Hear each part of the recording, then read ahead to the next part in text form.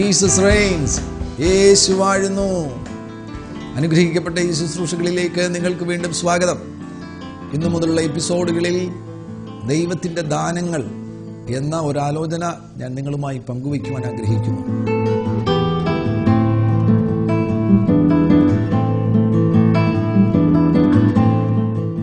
ദൈവത്തിൽ നിന്ന് നമുക്ക് ലഭിക്കുന്ന ദാനങ്ങൾ. ദൈവം ദാനശീലനാകുന്നു. അവിടുന്ന് ദാതാവാകുന്നു. അവിടുന്ന് ദാനങ്ങളെ നൽകിത്തരുന്നവനാകുന്നു. എഫേസ്യ ലേഖനം 4-ാമത്തെ അധ്യായം അതിൻ്റെ 7-8 വാക്യങ്ങൾ. എന്നാൽ നമ്മിൽ ഓരോരുത്തന് ക്രിസ്തുവിൻ്റെ ദാനത്തിൻ്റെ ഏകവചനമാണ്. ദാനത്തിൻ്റെ അളവിന് ഒത്തവണ്ണം കൃപ ലഭിച്ചിരിക്കുന്നു. അതുകൊണ്ട് അവൻ ബദ്ധന്മാരെ പിടിച്ചുകൊണ്ടുപോയി ഉയരത്തിൽ കയറി മനുഷ്യർക്ക് ദാനങ്ങളെ കൊടുത്തു. ആദ്യം ഏകവചനത്തിൽ ദാനം എന്ന് പറഞ്ഞിരിക്കുന്നു. അതിനുശേഷം മനുഷ്യർക്ക് ദാനങ്ങളെ കൊടുത്തിരിക്കുന്നു. ഏകവചനത്തിൽ ദാനം എന്ന് പരാമർശിച്ചിരിക്കുന്നത് പരിശുദ്ധാത്മാവിനെ കുറിച്ചാണ്. ദാനങ്ങൾ അതൊരു നീണ്ട ലിസ്റ്റാണ്. ബഹുവചനത്തിൽ ദാനങ്ങൾ എന്ന് പറഞ്ഞിരിക്കുമ്പോൾ എണ്ണിയാൽ തീരാത്തതുപോലെയുള്ള ഒരു നീണ്ട ലിസ്റ്റാണത്. ദാനശീലനാകുന്ന ദൈവം നമുക്ക് നിരന്തരം ദാനങ്ങളെ നൽകുവാൻ ആഗ്രഹിക്കുന്നു.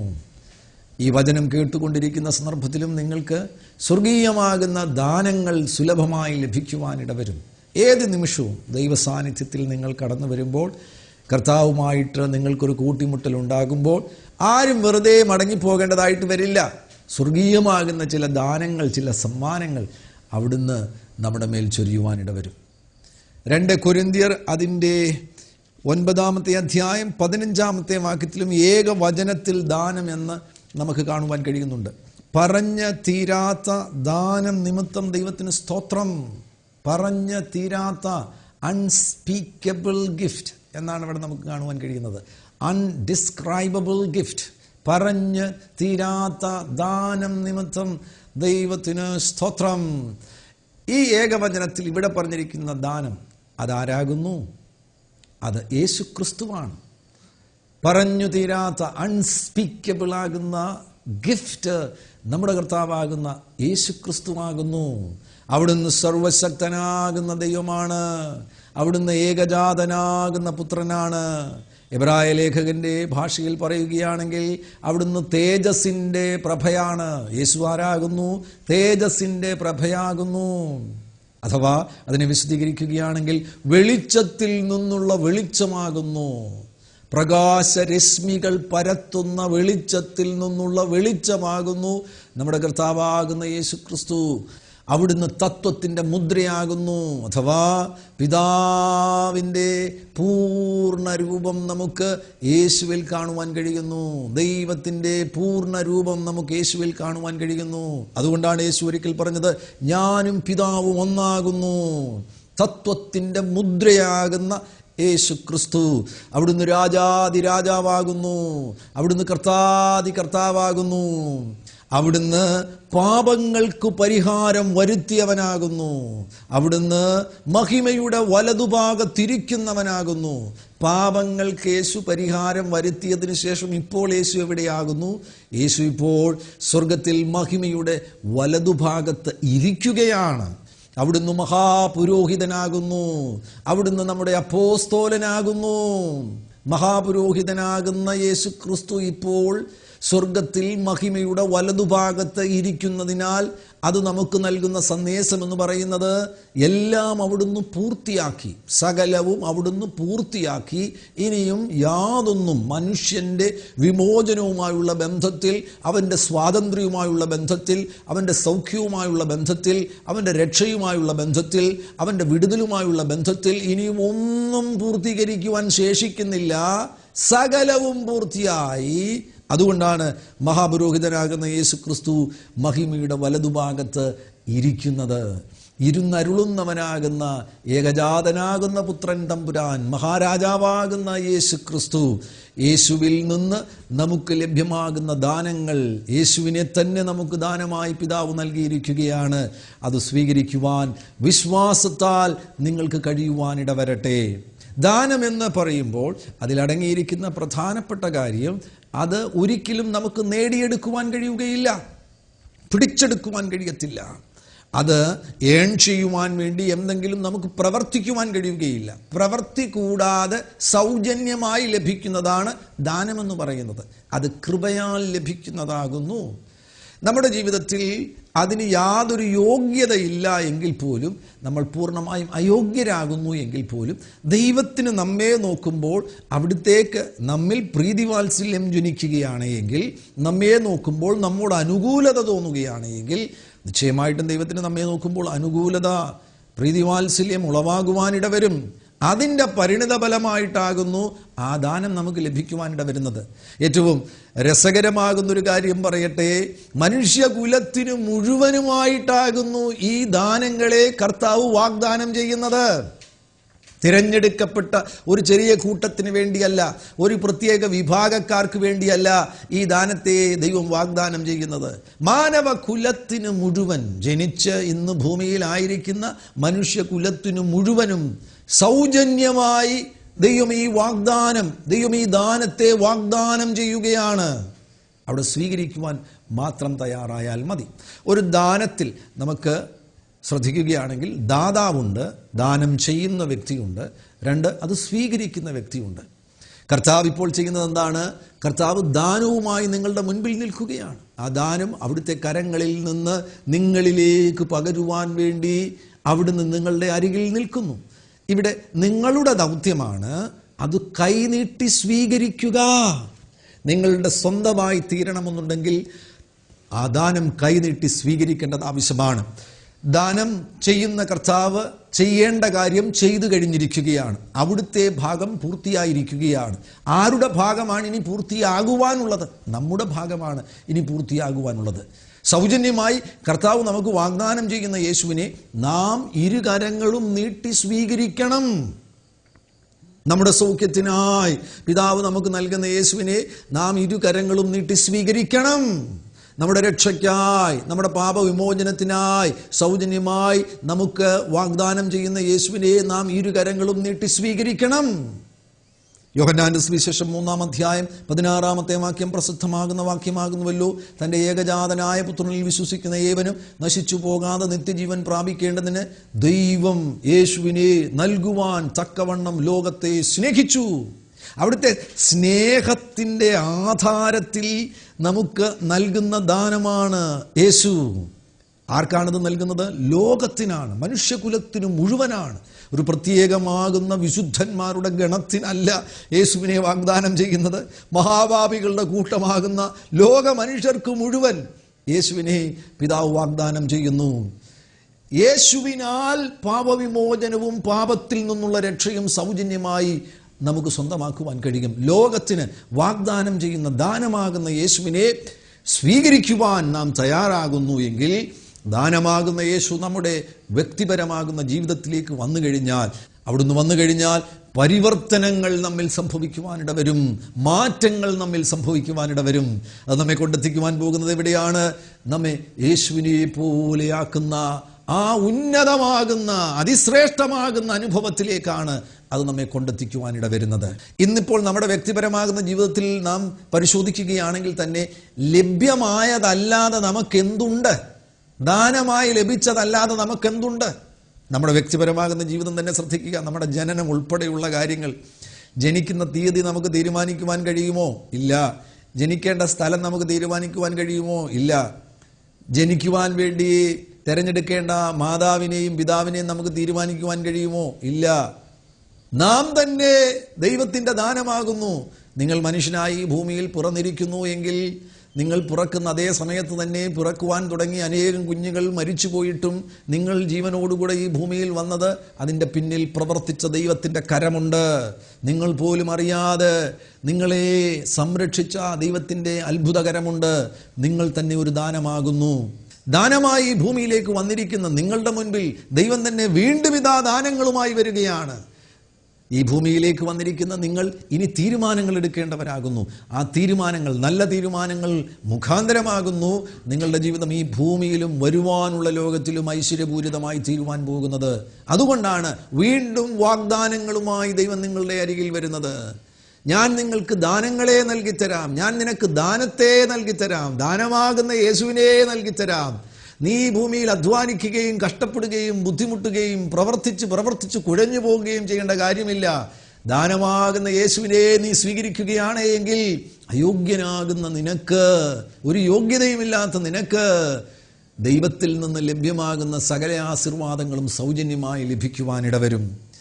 വ്യക്തിപരമായി നിങ്ങളുടെ ജീവിതവും കുഴഞ്ഞു മറിഞ്ഞ് ഒരുപാട് ബുദ്ധിമുട്ടുകളും പാപപ്രവർത്തികൾ കൊണ്ട് നിറഞ്ഞിരിക്കുന്ന, മലിനമായിരിക്കുന്ന, ഇരുട്ടുകൊണ്ട് മൂടപ്പെട്ടിരിക്കുന്ന ഒരു സാഹചര്യത്തിലൂടെയാണ് നിങ്ങൾ കടന്നു പോകുന്നത് എങ്കിലും നിങ്ങൾ വ്യക്തിപരമായി ഈ വചനങ്ങൾ കേൾക്കുമ്പോൾ ചിന്തിക്കുമായിരിക്കും, ഇതൊക്കെ പ്രാപിക്കുവാൻ എനിക്ക് യോഗ്യതയുണ്ടോ? എൻ്റെ ജീവിതം ആകെ കുഴഞ്ഞു മറിഞ്ഞിരിക്കുകയാണല്ലോ. ഞാൻ വിനയപുരസ്സരം നിങ്ങളോട് പറയുവാൻ ആഗ്രഹിക്കുകയാണ്, നിങ്ങൾക്ക് യാതൊരു യോഗ്യതയില്ലെങ്കിൽ പോലും, നിങ്ങൾക്ക് യോഗ്യതയില്ല എന്ന് പറയുന്നതാണ് ഈ ദാനത്തെ സ്വീകരിക്കുവാനുള്ള ഒന്നാമത്തെ യോഗ്യത എന്ന് പറയുന്നത്. നിങ്ങൾ പരമനീതിമാനാണെങ്കിൽ, പരമവിശുദ്ധനാണെങ്കിൽ യേശുവിനെ കൊണ്ട് നിങ്ങൾക്ക് ആവശ്യമില്ലല്ലോ. നീതിമാന്മാരെ രക്ഷിക്കുവാൻ വേണ്ടിയല്ല യേശു ഈ ഭൂമിയിലേക്ക് കടന്നു വന്നത്, പാപികളെ രക്ഷിക്കുവാൻ വേണ്ടിയാണ്. രോഗികൾക്കാണ് വൈദ്യനെ കൊണ്ട് ആവശ്യമുള്ളത്. നിങ്ങളായിരിക്കുന്ന ഇന്നത്തെ അവസ്ഥകൾക്ക് മാറ്റം വരുത്തുവാൻ വേണ്ടി, നീ ഇപ്പോൾ നേരിടുന്ന സകല സംഘർഷങ്ങളിൽ നിന്ന് നിന്നെ വിടുവിക്കുവാൻ വേണ്ടി ദാനമാകുന്ന യേശുവിനെ നീ സ്വീകരിക്കുവാൻ തയ്യാറാകുന്നുവെങ്കിൽ ആ നിമിഷം മുതൽ പരിവർത്തനങ്ങൾ നിന്നിൽ സംഭവിക്കുവാൻ പോകുകയാണ്. അത്ഭുതങ്ങൾ നിന്നിൽ സംഭവിക്കുവാൻ പോകുകയാണ്. അത്ഭുതകരമാകുന്ന സൗഖ്യങ്ങൾ നിന്നിൽ സംഭവിക്കുവാൻ പോകുകയാണ്. ഞാൻ ചില നാളുകൾക്ക് മുന്നമേ ഒരു വ്യക്തിയെ കണ്ടുമുട്ടി. അദ്ദേഹത്തിൻ്റെ പഴയകാല ചരിത്രം എന്ന് പറയുന്നത് അത്ര നല്ലൊരു ചരിത്രമല്ല. താൻ ഒരു കൊലപാതക കേസിൽ തടവറയിൽ കിടന്ന മനുഷ്യനാണ്. എന്നാൽ ആ തടവറയിൽ കിടന്ന സന്ദർഭത്തിൽ അവിചാരിതമായിട്ട് ബൈബിൾ വായിക്കുവാനിടയായി. അങ്ങനെ പ്രാർത്ഥനകൾ, തടവറയിൽ തന്നെയുള്ള ചില പ്രാർത്ഥനകളിൽ പങ്കെടുക്കുവാനിടയായി. പങ്കെടുത്തപ്പോൾ യേശുവിൻ്റെ സ്നേഹത്താൽ താൻ പിടിക്കപ്പെട്ടു. ആ സ്നേഹം തൻ്റെ മുൻപിൽ വെളിപ്പെട്ട സന്ദർഭത്തിൽ ഇരുകരങ്ങളും നീട്ടി താൻ അത് സ്വീകരിക്കുവാനിടയായി. ഇന്ന് ബൈബിൾ പ്രഭാഷണങ്ങൾ നടത്തുന്ന ഒരു മനുഷ്യനായിട്ട് താൻ മാറിയിരിക്കുകയാണ്. തൻ്റെ വ്യക്തിപരമാകുന്ന ജീവിതം ഇന്ന് തടവറയിൽ നിന്ന് തൻ്റെ ആ കാലയളവ് കഴിഞ്ഞ്, തൻ്റെ തടവിൻ്റെ കാലയളവ് കഴിഞ്ഞ് താൻ പുറത്തു വന്നിരിക്കുന്ന താന് ആകെ മാറിയിരിക്കുന്നു. പഴയ പ്രകൃതമെല്ലാം മാറിപ്പോയി താൻ ബൈബിൾ പ്രഭാഷണങ്ങൾ നടത്തുന്ന ഒരു വ്യക്തിയായി തീർന്നിരിക്കുകയാണ്. അത് ചിന്തിക്കുവാൻ കഴിയുമോ?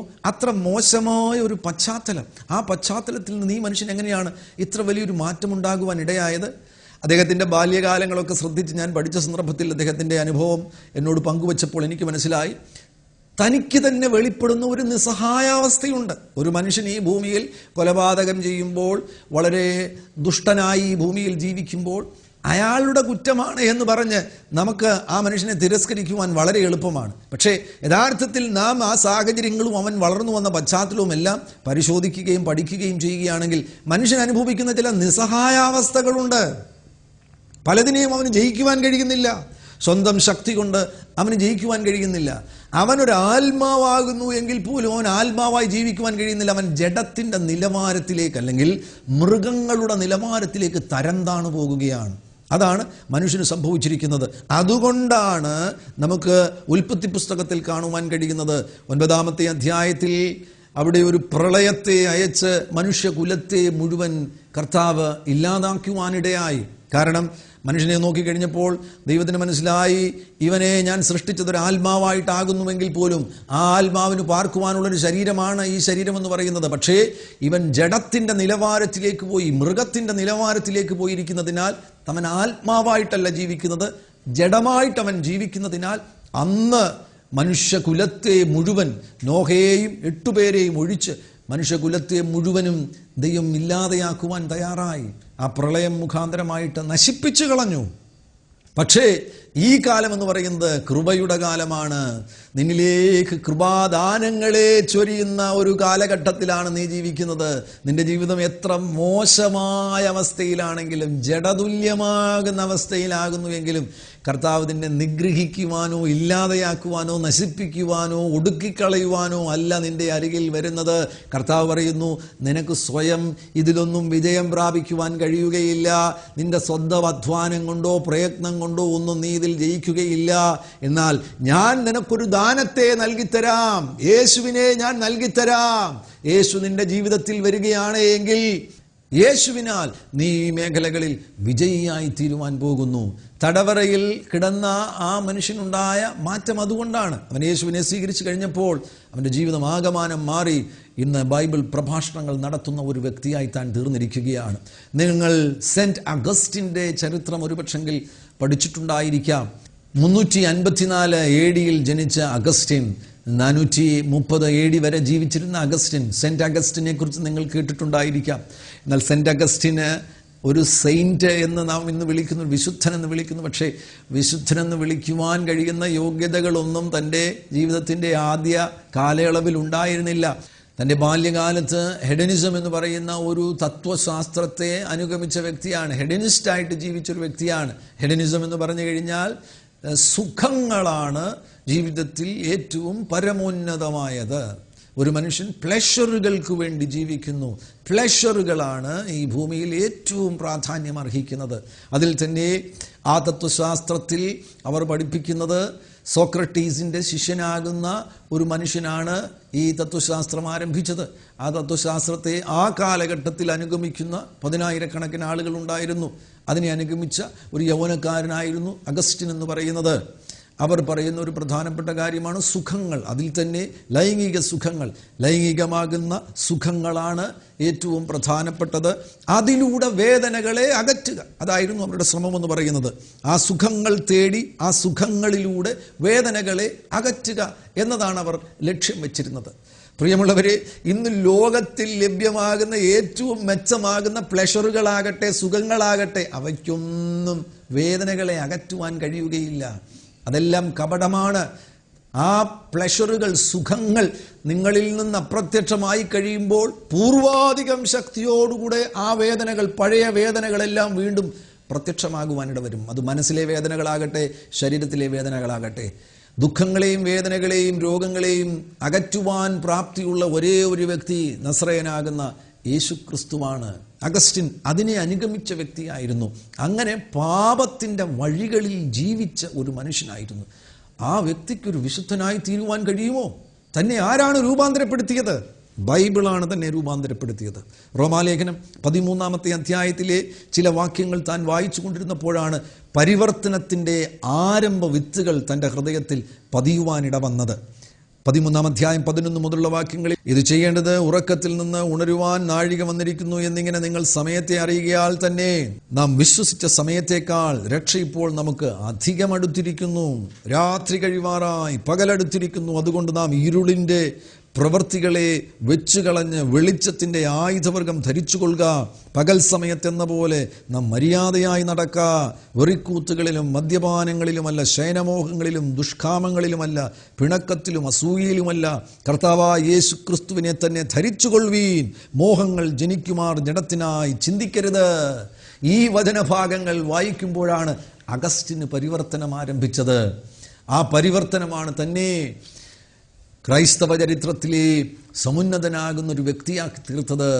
വളരെ വിലപ്പെട്ട സംഭാവനകൾ ക്രൈസ്തവ സമൂഹത്തിന് നൽകിത്തരുവാൻ കഴിയുന്ന, കർമ്മനിരതനാകുന്ന, വിശുദ്ധനാകുന്ന ഒരു ദൈവപൈതലാക്കി തന്നെ തീർത്തത് ഈ വചനങ്ങളാണ്. ഈ വചനങ്ങൾക്ക് നിങ്ങളെ പരിവർത്തനത്തിലേക്ക് കൊണ്ടുവരുവാൻ പ്രാപ്തിയുള്ളതിനാൽ ഈ ദാനത്തെ നിങ്ങൾ സ്വീകരിക്കുവാൻ തയ്യാറാകുമോ? യേശു എന്ന ദാനം നിങ്ങൾ സ്വീകരിക്കുവാൻ തയ്യാറാകുന്നുവെങ്കിൽ യേശു നിങ്ങളുടെ ജീവിതത്തിൽ വന്നാൽ മാത്രം മതി.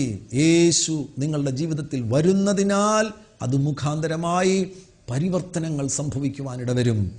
ആ ദാനത്തെ സ്വീകരിക്കുന്നത് മുഖാന്തരമായി അത്ഭുതങ്ങൾ സംഭവിക്കുവാനിടവരും. ആ ദാനത്തെ നിങ്ങൾ സ്വീകരിക്കുന്നതിൻ്റെ പരിണിതഫലമായി നിങ്ങളൊരു വിശുദ്ധനായി തീരുവാനിടവരും. പ്രവൃത്തി കൂടാതെ നിങ്ങളൊരു നീതിമാനായി തീരുവാനിടവരും. പ്രവൃത്തി കൂടാതെ. എന്തുകൊണ്ട്? വന്നിരിക്കുന്ന വ്യക്തി നീതിമാനാകുന്നു. നിങ്ങളുടെ ഉള്ളിൽ വന്നിരിക്കുന്ന യേശു വിശുദ്ധനാകുന്നു. യാതൊരു പുണ്യപ്രവർത്തികളും കർമ്മപ്രവർത്തികളും കൂടാതെ നിങ്ങൾ നീതിമാനായി തീരും. നിങ്ങളെ നോക്കി ഒരു വിശുദ്ധനെന്ന് മറ്റുള്ളവർക്ക് വിളിക്കുവാൻ കഴിയുന്ന നിലവാരത്തിലേക്ക് നിങ്ങൾ പൊസിഷനിലായി ഒരു വിശുദ്ധനായി തീരുവാനിടവരും. ഈ ദാനത്തെ നിങ്ങൾ സ്വീകരിക്കുവാൻ തയ്യാറാകുക. ബൈബിളിൽ തന്നെ നമുക്ക് കാണുവാൻ കഴിയുന്നുണ്ട് പലരുടെയും ജീവിതം വളരെ മോശമായ പശ്ചാത്തലം, വളരെ മോശമായ പഴയകാലമുണ്ടായിരുന്ന പലരും ദൈവത്തിൽ നിന്ന് ലഭ്യമായ ദാനം സ്വീകരിച്ചതിനാൽ അത് മുഖാന്തരമായി അവരുടെ ജീവിതം ആകമാനം മാറിപ്പോകുവാനിടയായി. ഭാവിയെക്കുറിച്ചുള്ള സംഘർഷങ്ങൾ നിങ്ങൾ നേരിടുന്നുണ്ടെങ്കിൽ, എൻ്റെ ജീവിതം ഇങ്ങനെ പോയി നശിച്ചു പോകുമെന്നുള്ള ചിന്തയിലാണ് നിങ്ങളായിരിക്കുന്നത് എങ്കിൽ, ചിലപ്പോൾ നിങ്ങളുടെ ജീവിതത്തിലുള്ള ദുശീലങ്ങൾ, മദ്യപാനം, ആ ദുശീലം മുഖാന്തരമായി നിങ്ങൾ കരുതുന്നുണ്ടായിരിക്കാം, എൻ്റെ ജീവിതം ഇങ്ങനെ മുന്നോട്ട് പോയി ഞാൻ മദ്യപിച്ച് നശിച്ചു പോകും, അകാലത്തിൽ മരിച്ചു പോകും. അങ്ങനെ ചിന്തിക്കുന്ന വ്യക്തിയാണെങ്കിൽ പോലും നിങ്ങൾക്കിപ്പോഴും സാധ്യത ബാക്കി കിടക്കുകയാണ്. മദ്യപാനം മൂലം കൈ വിറച്ച് മദ്യപിച്ചില്ലെന്നുണ്ടെങ്കിൽ ശരീരം മുഴുവൻ വിറയ്ക്കുന്നവരെ ഞാൻ കണ്ടിട്ടുണ്ട്. അവരെ കർത്താവ് സൗഖ്യമാക്കി മദ്യപിക്കാതെ ജീവിക്കുവാൻ കഴിയുന്ന നിലയിലേക്ക് അവരുടെ ജീവിതത്തെ മാറ്റി. 16 വർഷം മദ്യപിച്ച് മദ്യപാനത്തിന് ഒരു കുപ്പി മുഴുവൻ കുടിച്ചാൽ പോലും ലഹരി ലഭിക്കാത്ത നിലയിൽ മദ്യപാനത്തിന് അടിമകളായി തീർന്നവർ, അവരുടെ മേലുള്ള ആ ബന്ധനങ്ങളെ യേശു കർത്താവ് തകർക്കുവാനിടയായി. നിങ്ങൾക്കറിയാമോ, പാപം എന്ന് പറയുന്നത് ഒരു പ്രവൃത്തി എന്നതിനേക്കാൾ ഉപരി പാപം എന്ന് പറയുന്നത് ഒരു വ്യക്തിയാണ്. നീതി എന്ന് പറയുന്നത് ഒരു വ്യക്തിയാണ്. സത്യം എന്ന് പറയുന്നത് ഒരു വ്യക്തിയാണ്. സ്നേഹം എന്ന് പറയുന്നത് ഒരു വ്യക്തിയാണ്. ആരാണ്? നസ്രയനാകുന്ന യേശു ക്രിസ്തു. അങ്ങനെയെങ്കിൽ അതേപോലെ തന്നെ പാപവും ഒരു വ്യക്തിയാണ്. ആരാണത്? പിശാച്. അവൻ്റെ പഴയ പേരെന്ന് പറയുന്നത് ലൂസിഫർ എന്നായിരുന്നു. എന്നാൽ അവൻ്റെ ഡെസ്റ്റിനി മാറിയതിനാൽ പേരും മാറി. പേര് മാറുന്നതോടുകൂടെ ഡെസ്റ്റിനി മാറുവാനിട വരും. അവൻ ദൈവസന്നിധിയിൽ ദൈവത്തെ ആരാധിക്കുന്ന ദൂതനായിരുന്നു. ആ പദവിയിൽ നിന്ന് അവൻ വീണുപോയി. അവൻ്റെ ഭാവിയും മാറി, അവൻ്റെ പേരും മാറി. അവനിന്ന് പിശാചാണ്. അവൻ്റെ ഭാവി, അവൻ്റെ ഡെസ്റ്റിനിയും മാറിയിരിക്കുകയാണ്. അവനാണ് ഒരു നാമമെന്നുള്ള നിലയിൽ പാപമെന്ന് നമുക്ക് പറയുവാൻ കഴിയുന്നത്. പിശാചാണ് പാപം. എല്ലാ പാപത്തിൻ്റെയും പിന്നിൽ അവനുണ്ട്. നിങ്ങളിപ്പോൾ അനുഭവിക്കുന്ന പലവിധമാകുന്ന പാപസ്വാധീനങ്ങളുടെയും പിന്നിൽ അവനുള്ളതിനാൽ നിങ്ങൾ കരുതുമായിരിക്കും, ഇങ്ങനെ ഞാൻ മുന്നോട്ട് പോയാൽ എൻ്റെ അവസാനം എന്താണ്? ഞാൻ തകർന്നു പോകുമല്ലോ, നശിച്ചു പോകുമല്ലോ. പ്രിയമുള്ളവരെ, അങ്ങനെ നിങ്ങൾ നശിക്കേണ്ട കാര്യമില്ല, തകരേണ്ട കാര്യമില്ല, അകാലത്തിൽ കൊല്ലപ്പെടേണ്ട കാര്യമില്ല. കാരണം നിങ്ങളെ രക്ഷിക്കുവാൻ വേണ്ടി ദൈവം തമ്പുരാൻ നിങ്ങൾക്ക് വേണ്ടി ഒരു ദാനത്തെ നൽകിയിരിക്കുന്നു. കർത്താവാകുന്ന യേശു ക്രിസ്തുവിനെ നിങ്ങൾക്ക് വേണ്ടി നൽകിയിരിക്കുന്നതിനാൽ നിങ്ങൾ അങ്ങനെ തകരേണ്ടവരല്ല. അതിൽ നിന്ന് നിങ്ങളെ പുറത്തു കൊണ്ടുവരുവാൻ യേശു ആഗ്രഹിക്കുകയാണ്. നമുക്ക് ബൈബിളിൽ തന്നെ അപ്പോസ്തല പ്രവൃത്തി 9-ാമത്തെ അധ്യായത്തിൽ ഒരു വ്യക്തിയെ കാണുവാൻ കഴിയുന്നുണ്ട്. ശൗൽ എന്നാണ് അദ്ദേഹത്തിൻ്റെ എബ്രായ പേര്. അതിൻ്റെ യവനായ പേരാണ് പൗലോസ്. ആ വ്യക്തിയെക്കുറിച്ച് അവിടെ രേഖപ്പെടുത്തിയിരിക്കുന്നത് കൊലപാതകവും ഭീഷണിയും വിശ്വസിക്കുന്ന ഒരു വ്യക്തിയായിരുന്നു ശൗൽ എന്ന് പറയുന്ന വ്യക്തി. താനൊരു ഭീകരവാദിയായിരുന്നു. താനൊരു വല്ലാത്ത മനുഷ്യനായിരുന്നു. മനുഷ്യരെ കൊല്ലുവാൻ തയ്യാറാകുന്ന മനുഷ്യൻ ഒരു സാധാരണ മനുഷ്യനാണോ? അല്പമെങ്കിലും സ്നേഹം ആ മനുഷ്യനിൽ ശേഷിച്ചിട്ടുണ്ടോ? പച്ച മനുഷ്യനെ കല്ലെറിഞ്ഞ് കൊല്ലുവാനും അല്ലാതെ വിവിധ ഉപാധികൾ ഉപയോഗിച്ച് കൊല്ലുവാനും തയ്യാറാകുന്ന, അതിന് കൂട്ടുനിൽക്കുന്ന, അതിനുവേണ്ടി ആളുകളെ പിടിച്ചുകൊണ്ടുപോകുന്ന മനുഷ്യൻ അല്പമെങ്കിലും സ്നേഹം അവൻ്റെ ഹൃദയത്തിലുണ്ടോ? ഇല്ല. അത്ര ഭീകരനാകുന്ന ഒരു മനുഷ്യൻ. ആ മനുഷ്യന് എന്തെങ്കിലും പരിവർത്തനം ഉണ്ടാകുമോ? ഒരു സാധ്യതയുമില്ല. ആർക്ക് ആ മനുഷ്യനെ മാറ്റുവാൻ കഴിയും? ആർക്കും കഴിയുകയില്ല. അങ്ങനെയാണ് പൗലോസ് ഒരിക്കൽ താൻ ദമസ്കോസിലേക്ക് പോവുകയാണ്. ദമസ്കോസിലുള്ള ശിഷ്യന്മാരെ പിടിച്ച്, അവിടെയുള്ള യേശുവിൽ വിശ്വസിക്കുന്നവരെ പിടിച്ച് അറസ്റ്റ് ചെയ്ത് യെരുശലേമിൽ കൊണ്ടുവന്ന് കൊന്നുകളയുവാൻ വേണ്ടിയാണ് താൻ ദമസ്കോസിലേക്ക് യാത്ര ചെയ്യുന്നത്. ഇതേ വ്യക്തി തന്നെയാണ് സ്റ്റീഫനെ കൊല്ലുന്ന സന്ദർഭത്തിൽ ആ കൊല്ലുന്നവരുടെ, കല്ലെറിയുന്നവരുടെ വസ്ത്രം സൂക്ഷിച്ചുകൊണ്ട് അതിന് സാക്ഷിയായി നിന്നത്. ആ മനുഷ്യൻ ഇപ്പോൾ ദമസ്കോസിലേക്ക് പോകുകയാണ്. ആ യാത്രക്കിടയിലാണ് തൻ്റെ മേൽ വലിയൊരു വെളിച്ചം വന്നു വീഴുവാനിടയായത്. അതാരുടെ വെളിച്ചമായിരുന്നു? നസ്രയനാകുന്ന യേശു ക്രിസ്തുവിൻ്റെ വെളിച്ചമായിരുന്നു. യേശു ക്രിസ്തുവിൻ്റെ വെളിച്ചം തൻ്റെ മേൽ വന്നു വീണപ്പോൾ താൻ താഴെ വീണു. തൻ്റെ കണ്ണുകൾ അടഞ്ഞുപോയി. ആദ്യമായി തൻ്റെ അധരത്തിൽ നിന്നൊരു ശബ്ദമുയരുകയാണ്, കർത്താവേ നീ ആർ. താൻ ആ വീഴ്ചയിൽ തനിക്ക് മനസ്സിലായി, തന്നെ ആരോ തൊടുന്നുണ്ട്. ആരാണെന്നറിയില്ല. പക്ഷേ ഒരു കാര്യം തനിക്ക് വ്യക്തമായി, ഈ തൊടുന്ന വ്യക്തി അധികാരമുള്ള വ്യക്തിയാണ്, കർത്തൃത്വമുള്ള വ്യക്തിയാണ്, അതൊരു കർത്താവാണ്. അതുകൊണ്ടാണ് താൻ ചോദിക്കുന്നത്, കർത്താവേ നീ ആർ. കർത്താവ് അവനോട് വ്യക്തമായി സംസാരിച്ചു, നീ പീഡിപ്പിക്കുന്ന യേശുവാണ് നിന്നെ ഇപ്പോൾ തൊടുന്നത്. യേശു പൗലോസുമായി ഒരു ബന്ധം സ്ഥാപിക്കുവാൻ ആഗ്രഹിക്കുകയാണ്. ദാനമാകുന്നവൻ പൗലോസിൻ്റെ അരികിൽ ചെല്ലുകയാണ്. നീ ഇപ്പോൾ ആയിരിക്കുന്ന ഈ ജീവിതത്തിൽ തന്നെ നീ തുടരുകയാണ് എങ്കിൽ നീ തകർന്നു പോകും, നശിച്ചു പോകും, നീ ഛിന്ന ഭിന്നമായി പോകും, നീ അകാലത്തിൽ കൊല്ലപ്പെട്ടു പോകും. എന്നാൽ നിന്നെ രക്ഷിക്കുവാനുള്ളവൻ ഇതാ ദാനമായി നിന്റെ അരികിലേക്ക് വരികയാണ്. ഈ ദാനത്തെ നീ സ്വീകരിക്കുകയാണെങ്കിൽ, യേശുവിനെ നീ സ്വീകരിക്കുകയാണെങ്കിൽ നിന്റെ ജീവിതം ആകെ മാറുവാൻ പോകുകയാണ്. ഈ നിമിഷം മുതൽ പരിവർത്തനം ആരംഭിക്കുവാൻ പോകുകയാണ്, രൂപാന്തരം ആരംഭിക്കുവാൻ പോകുകയാണ്. നീ ഒരു കൊലപാതകയായി തീരുകയില്ല, അകാലത്തിൽ നീ കൊല്ലപ്പെടേണ്ടതായിട്ട് വരില്ല. നിനക്ക് പരിവർത്തനം സംഭവിച്ച് നീ രാജ്യങ്ങളുടെ നടുവിൽ എൻ്റെ വചനം പ്രഘോഷിക്കുന്ന എൻ്റെ ദാസനായി തീരുവാൻ പോകുന്നു. ദാനമാകുന്ന യേശു പൗലോസിൻ്റെ അരികിൽ ചെന്നു. ഒരത്ഭുതം സംഭവിച്ചു. അവൻ സ്വീകരിക്കുവാൻ തയ്യാറായി. തൻ്റെ ജീവിതത്തിൽ താൻ ഇതുവരെ ചെയ്തുകൊണ്ടിരുന്നത് അതിനൊരു പൂർണ്ണ വിരാമം കുറിച്ചുകൊണ്ട്, അതെല്ലാം തെറ്റായിരുന്നു എന്നുള്ള സത്യം താൻ മനസ്സിലാക്കിക്കൊണ്ട്, സത്യമാകുന്ന, സർവശക്തനാകുന്ന, സർവവ്യാപിയാകുന്ന, സർവജ്ഞാനിയാകുന്ന യേശുവിനെ താൻ സ്വീകരിക്കുവാൻ തയ്യാറായി. അതാണ് തൻ്റെ പിൽക്കാല ജീവിതം ചരിത്രമാകെ മാറുവാനിടയായി. പ്രിയമുള്ളവരെ, നിങ്ങളുടെയും ഭാവി ചരിത്രം മാറണമെങ്കിൽ ഇപ്പോൾ ഒരു തീരുമാനമെടുത്താൽ മാത്രം മതി. യേശുവിന് വേണ്ടി നിങ്ങൾ ഇപ്പോൾ ഒരു തീരുമാനമെടുക്കുവാൻ തയ്യാറായി കഴിഞ്ഞാൽ പഴയ ചരിത്രത്തിൽ നിങ്ങൾക്ക് തുടരേണ്ട ഗതികേടില്ല. ഒരു പുതിയ ചരിത്രം, ഒരു പുതിയ അധ്യായം, നിങ്ങൾക്ക് വേണ്ടി ഒരു പുതിയ തുടക്കം കർത്താവാകുന്ന യേശു ക്രിസ്തു നൽകി തരുവാൻ വിശ്വസ്തനാണ്. യേശുവുമായി നിങ്ങൾക്ക് വ്യക്തിപരമാകുന്ന ബന്ധമില്ല എങ്കിൽ ദൈവം നിങ്ങൾക്ക് വാഗ്ദാനം ചെയ്യുന്ന ഈ ദാനത്തെ നിങ്ങൾ സ്വീകരിക്കുക. നിങ്ങൾ നശിച്ചു പോകാതെ നിത്യജീവൻ പ്രാപിക്കേണ്ടതിന് ഈ സ്വർഗീയ ദാനത്തെ നിങ്ങൾ സ്വീകരിക്കുക. തേജസ്സിന്റെ പ്രഭയെ നിങ്ങൾ സ്വീകരിക്കുക. തത്വത്തിന്റെ മുദ്രയെ നിങ്ങൾ സ്വീകരിക്കുക. സകലത്തെയും തൻ്റെ കൈകളിൽ, തൻ്റെ വചനത്തിൽ വഹിക്കുന്നവനെ സ്വീകരിക്കുക. പിതാവിന്റെ വലതുഭാഗത്തിരിക്കുന്ന മഹിമാപൂരിതനാകുന്നവനെ നിങ്ങൾ സ്വീകരിക്കുക. യേശുവിനെ നിങ്ങൾ കർത്താവും രക്ഷിതാവുമായി സ്വീകരിക്കുക. എന്നോട് ചേർന്ന് പ്രാർത്ഥിക്കുമോ? ഇപ്പോൾ തന്നെ നിങ്ങളുടെ ജീവിതത്തിൽ അത്ഭുതം സംഭവിക്കുവാൻ പോകുന്നു. പരിശുദ്ധ പിതാവേ, യേശു ക്രിസ്തുവിൻ നാമത്തിൽ ഈ പ്രിയപ്പെട്ടവർക്ക് വേണ്ടി പ്രാർത്ഥിക്കുകയാണ്. അവരെ അങ്ങ് സ്പർശിക്കുന്നതിനായി സ്തോത്രം ചെയ്യുന്നു. ദൈവത്തിന്റെ ദാനമാകുന്ന യേശുവിനെ സ്വീകരിക്കുവാൻ അവരുടെ ഹൃദയങ്ങളെ തുറക്കണമേ. ഈ സ്വർഗീയ ദാനത്തെ തിരസ്കരിക്കുവാൻ ഇടവരരുതേ. ഒരത്ഭുതം അവരിൽ സംഭവിക്കട്ടെ. അവരുടെ ഹൃദയവാതിലുകൾ തുറക്കപ്പെടുവാൻ ഇടവരട്ടെ. സ്വർഗീയ ദാനമാകുന്ന യേശുവിനെ അവർ സ്വീകരിക്കുവാൻ ഇടവരട്ടെ. ഇന്നു മുതൽ പരിവർത്തനത്തിന്റെ തുടക്കം, അത്ഭുതം അവരിൽ സംഭവിക്കുവാൻ ഇടവരട്ടെ. അതോടൊന്നിച്ച് തന്നെ ഈ നിമിഷത്തിൽ തന്നെ ശരീരത്തിൽ രോഗം അനുഭവിക്കുന്നവരെ അങ്ങ് തൊടണമേ. യേശുവേ, അങ്ങ് ദാനശീലനാകുന്നതിനാൽ, അങ്ങ് രോഗികളെ സൗഖ്യമാക്കുവാൻ, സൗജന്യമായി സൗഖ്യമാക്കുവാൻ അങ്ങ് ആഗ്രഹിക്കുന്നതിനാൽ ഇപ്പോൾ തന്നെ അവരെ തൊടണം കർത്താവേ. നസ്രയനാകുന്ന യേശു ക്രിസ്തുവിന്റെ അധികാരമുള്ള നാമത്തിൽ രോഗികൾ സൗഖ്യമാകട്ടെ. അത്ഭുത സൗഖ്യം അവരിൽ സംഭവിക്കട്ടെ. കർത്താവ് അത് ചെയ്യുന്ന സ്നേഹത്തിനായി സ്തോത്രം ചെയ്യുന്നു. മറ്റാവശ്യങ്ങളുടെ മുൻപിൽ പ്രാർത്ഥിക്കുന്നവർക്ക് വേണ്ടി കർത്താവെ ഒരത്ഭുതം ചെയ്യണമേ എന്ന് പ്രാർത്ഥിക്കുകയാണ്. ചില പ്രത്യേക വഴികൾ തുറന്നു വരുവാൻ വേണ്ടി പ്രാർത്ഥിക്കുന്നവരുണ്ടല്ലോ. വിസയുടെ ആവശ്യങ്ങൾക്ക് വേണ്ടി പ്രാർത്ഥിക്കുന്ന വ്യക്തികളുണ്ടല്ലോ. അവർക്ക് വേണ്ടി അങ്ങ് ഒരു അത്ഭുതം ചെയ്യണമേ. അടുത്ത 7 ദിവസത്തിനുള്ളിൽ തന്നെ അവർ ആഗ്രഹിക്കുന്ന ആ ഉത്തരം അവരിൽ വെളിപ്പെട്ടു വരുവാൻ ഇടവരട്ടെ. അങ്ങ് അത്ഭുതം ചെയ്യുന്ന സ്നേഹത്തിനായി സ്തോത്രം ചെയ്യുന്നു. യേശുവിൻ നാമത്തിൽ തന്നെ ആമേൻ. കർത്താവാകുന്ന യേശു നിങ്ങൾക്ക് വേണ്ടി വലിയ കാര്യം ചെയ്തിരിക്കുകയാണ്. വിശ്വസിച്ചത് സ്വീകരിക്കുക. നിങ്ങൾക്ക് സംഭവിക്കുന്ന അത്ഭുതങ്ങൾ ഞങ്ങളെ അറിയിക്കുവാൻ നിങ്ങൾ തയ്യാറാകണം. കർത്താവാകുന്ന യേശു ക്രിസ്തു നിങ്ങളെ സമൃദ്ധിയായി അനുഗ്രഹിക്കട്ടെ. God bless you.